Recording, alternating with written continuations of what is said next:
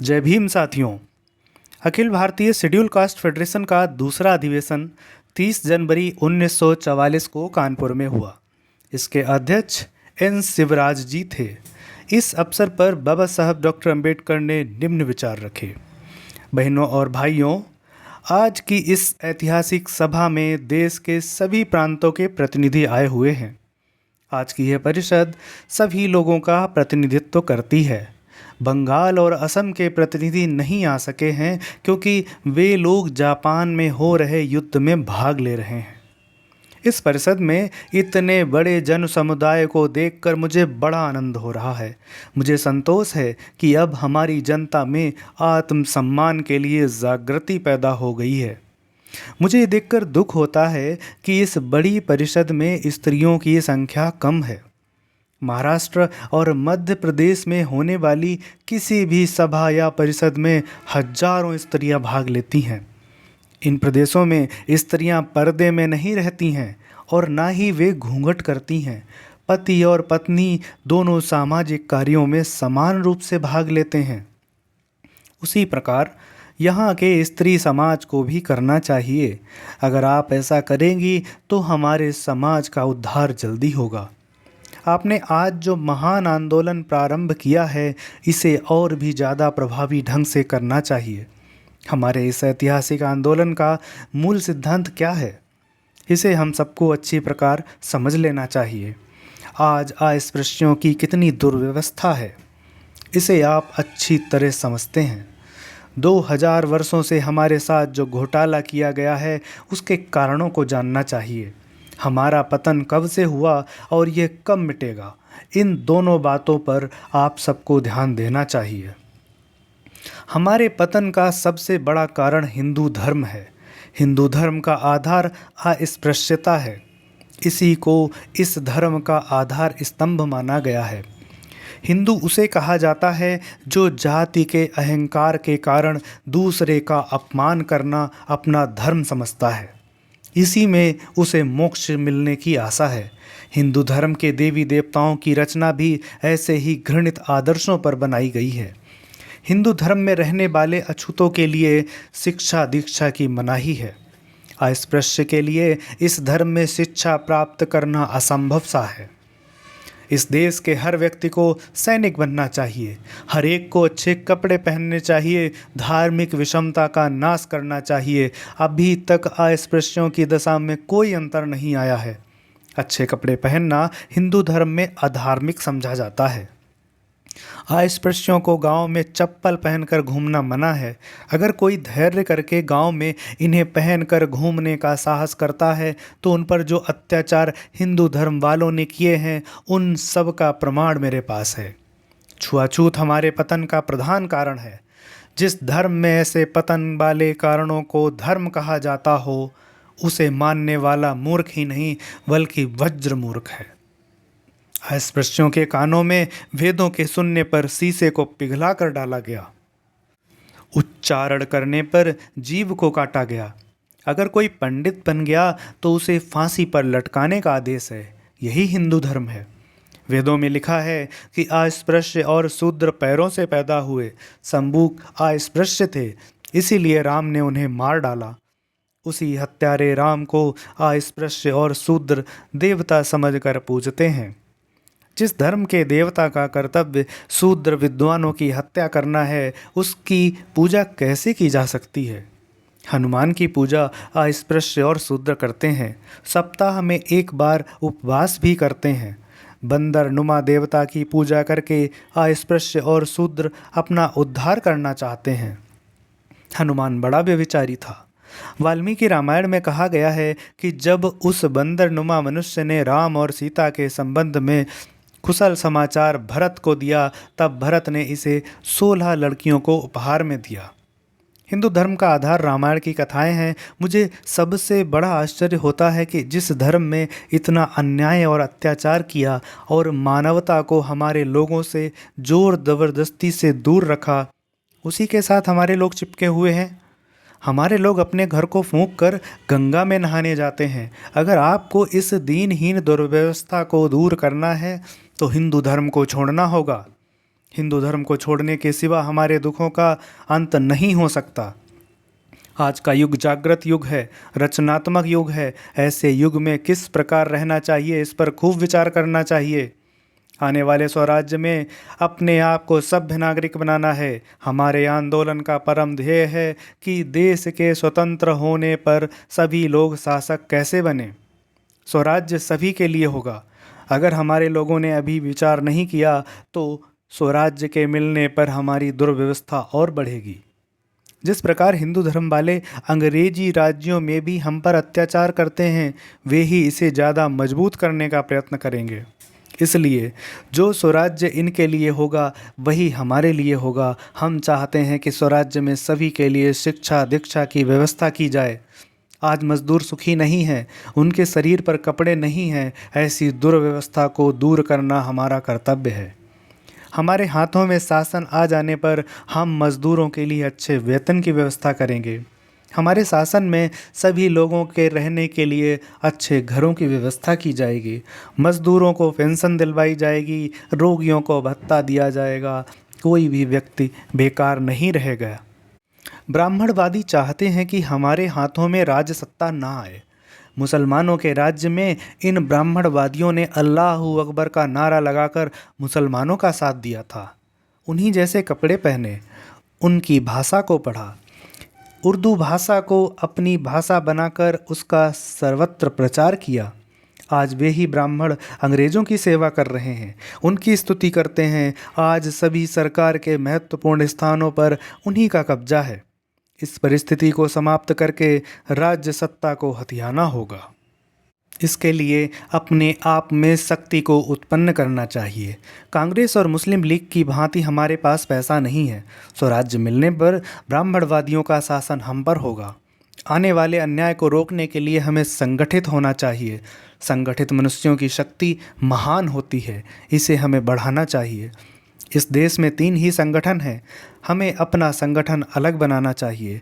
इस देश में 3 ही संगठन हैं, इन तीनों यानी कांग्रेस, मुस्लिम लीग और अस्पृश्यों में राज्य सत्ता को विभाजित करना चाहिए। विभाजन हुए बगैर इस देश को कभी स्वराज्य नहीं मिलेगा। अंग्रेज़ मुसलमानों को ज़्यादा महत्व देते हैं, इसलिए उन्हें ज़्यादा सहूलियतें दी गई हैं। फिर भी मुसलमान पाकिस्तान की मांग कर रहे हैं या 50% प्रतिनिधित्व की मांग कर रहे हैं। कांग्रेस के नेतागण जेल से बाहर निकलते ही मुसलमानों की सभी मांगों को मान लेंगे और 50% प्रतिनिधित्व भी दे देंगे, लेकिन हमारी मांगों पर अड़ जाएंगे। हमारे बलशाली संगठन के बगैर हमें कुछ मिलने वाला नहीं है। कांग्रेस और मुसलमान दोनों हमारे अधिकारों के कट्टर विरोधी हैं। इसलिए मैंने Akhil Bharatiya schedule caste federation की नींव डाली है। सभी अस्पृश्यों को चाहिए कि वे इस फेडरेशन के झंडे के नीचे इकट्ठे होकर राजनीतिक संघर्ष की तैयारी करें। हमारे बीच में ऐसे लोगों की संख्या भी है जो अपने स्वार्थ के लिए हर समय दौड़ धूप करते रहते हैं। फाइलों में लिखे होने से या कागज़ों में लिखे होने से नेतापन नहीं मिलता। समाचार पत्रों में नामों के प्रकाशित होने मात्र से नेता नहीं बनाए जाते। भारत सरकार का गुप्तचर विभाग बहुत बड़ा है। इस दफ्तर में हर नेता का रिकॉर्ड रखा जाता है। आप लोगों की भी ऐसी ही डायरी या रिकॉर्ड होना चाहिए। समाज के लिए हितकारी और सच्चा काम करें। सफलता पाने के लिए स्वयं तपस्या करें, बलिदान करें। गवर्नमेंट को नेता का भय रहना चाहिए। उन्हें ये भय होना चाहिए कि अगर उन्होंने नेताओं की बात नहीं सुनी तो उनका सिर फोड़ दिया जाएगा।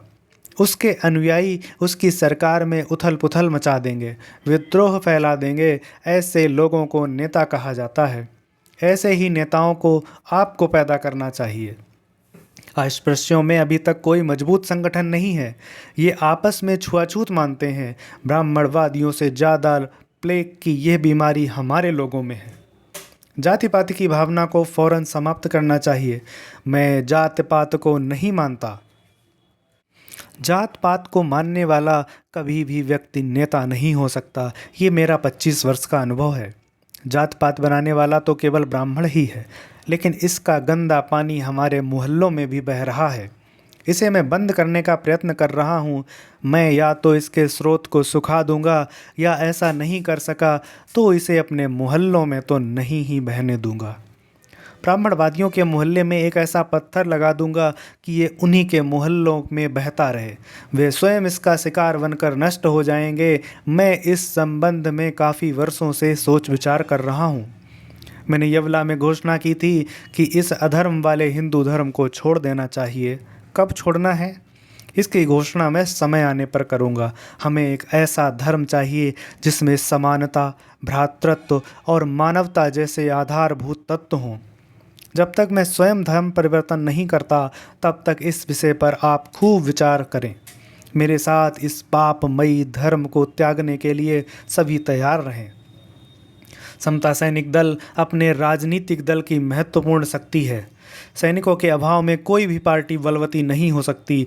हमें बड़ी बड़ी संस्थाओं और पार्टियों के साथ संघर्ष करना है। इसलिए आपको समता सैनिक दल की शक्ति को बढ़ाना चाहिए। इस दल को बढ़ावा देना हर नेता का परम कर्तव्य है। कानपुर और दूसरे स्थानों पर इस दल की शाखाओं को खोलना चाहिए। दल की शक्ति को बढ़ाने के लिए हर सदस्य से एक आना चंदा वार्षिक या छमाही के रूप में वसूल करना चाहिए। मुंबई में समता सैनिक दल का बड़ा प्रभाव है। उसी के आधार पर आप यहाँ पर भी अपने आप को संगठित करें। मैंने देखा है, सभा के बाद हजारों कार्यकर्ताओं का उत्साह समाप्त हो जाता है या धीमा पड़ जाता है। ऐसा आप ना करें। इस महान कार्य को अबाध गति से आपको जीवित रखना चाहिए। लोगों में जागृति पैदा करें, तरुणों को संगठित करें। जिस संस्थाओं ने मुझे अभिनंदन पत्र दिए हैं, मैं उन सब का आभारी हूँ। मुझे मान नहीं चाहिए, मुझे मेरा काम प्यारा है। मैं आज भी अपने समाज के हित चिंतन में 24 में से 18 से 20 घंटे तक सोचता रहता हूँ।